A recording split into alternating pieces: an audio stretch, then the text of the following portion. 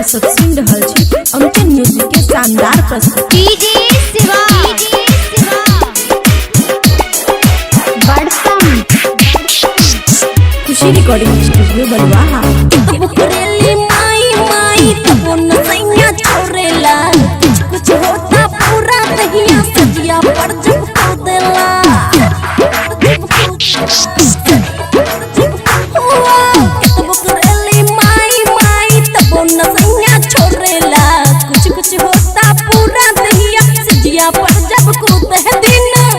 रात रहे यो सोटल ना दिन रात रहे यो सोटल ना हम सैया मिलल हर काटल ना हम सैया मिलल हर काटल ना हर घर रहे यो डाटल ना हर घर रहे यो डाटल ना हम सैया मिलल हर काटल ना हम सैया मिलल हर काटल ना। खुशी रिकॉर्डिंग स्टूडियो बलुआ।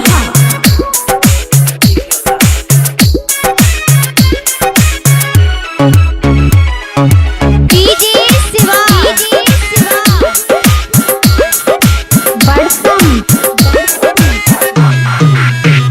लहके के टूट जाई भीतर के हाटी हो जब जब रतिया में खेले कबड्डी हो नहीं बुझेला मजबूरी हो रोजे तोरेला हमर चूरी हो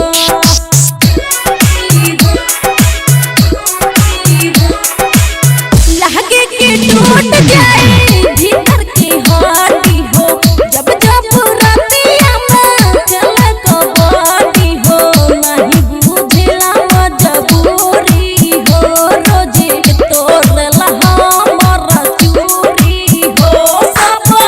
चीज रहे हमर पागल ना सब चीज हमर बाबू पागल ना हम सैया मिलल हर